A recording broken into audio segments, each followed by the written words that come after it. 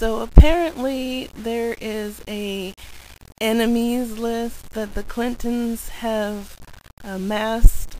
I just saw it mentioned briefly on MSNBC. Not surprisingly, Bill Richardson is on there. Oh God, who else? I know they said that MSNBC, I suppose in general, was also on the list, and specifically Keith Olbermann and Chris Matthews. No big surprise there, but I'm sure that there's probably somewhere online you can find a full copy of it, which I'm going to try to look for, just out of curiosity. But they were, sort of chalking this up to, oh, well, this is what you would expect from the Clintons. They're the old school politicians, almost like mafia family or something. But you kind of think that, what do the Clintons need a list for? I'm sure they make like a mental note of everyone that crosses them. So I don't know. I mean, I guess they want it posted somewhere so that, like on a bulletin board, so that you can go up there every day and see if you've been added to the list or something. But it was kind of funny because I had talked about, not this specifically, but the loyalty issue that is so strong with the Clintons, with a friend a couple of months ago, actually. And, I'd said before that was one of the things that I found admirable about them, was that sense of loyalty. And I guess maybe some people look at it as a bad thing, and I guess maybe I don't, because I kind of have that same sense myself. Do I go making enemies lists? No. But I understand, where they're coming from with it. But as far as Keith Olbermann and Chris Matthews being on that list, I have to say, well, Keith Olbermann, he is Obama butt kisser number one. But I will say that in Chris Matthews' defense, and I know he's said some pretty indefensible things, but he has sort of come off of that high he was on at the beginning of the primary, where he was as Obama maddened as the regular Obama culties.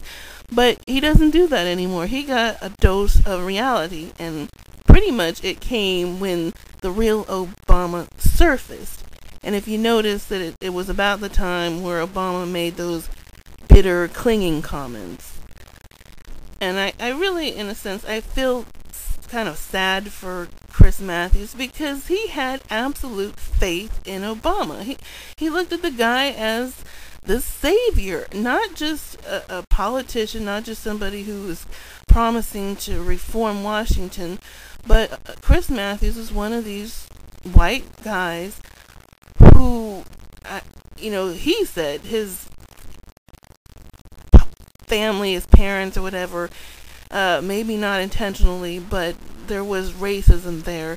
And I guess he saw it coming up in the 60s, and he wanted to see this country get past it. And so here comes Obama, who promises to be the person that will transcend race, heal all racial divides in the country, and, reshape the world, basically. And he wanted to believe that, Chris did. But like just about anybody who puts that much faith into another person, you're gonna get let down, because that's just what happens. He's looking to somebody else to sort of fix what's wrong in his life. That's something I admired that Chris wants to see the world get there. But that's something Chris has to do for himself. Nobody can do that for him. You change what's wrong in your mind, your views. Let people worry about the views they have, because you can't change them any more than they can change you or somebody else for you. And that's where Chris made his mistake. But so when he heard Obama make these comments, that I think was like a dagger straight through the heart. Not just for the realizing there is no Santa Claus moment he must have experienced, but that, Obama was saying these things about his own people. Chris comes from Pennsylvania, that stock. And so when Obama trashed them, it was like trashing his own family. In a sense, I suppose it was like reaffirming it, because if Chris said, well, the people in his family maybe had these views, and then Obama says, well, people in Pennsylvania have those kind of views, I suppose, zing! But I really think that's where it changed for Chris Matthews, and for that I feel kind of bad for him. I still think he was as guilty as anybody else for what he did to Hillary, but it's just proof that even at 5 years of age, 25 years of age, 40, 50 years of age, you can still get a big splash of reality thrown in your face and learn from it, I hope. I think Chris has learned something of a lesson out of this. Maybe he'll be a better person for it. I noticed that since all that happened, he had been trying to treat Hillary a little more fairly. And even he admitted he made some mistakes about comments that he said about her, and he said he wanted to do better.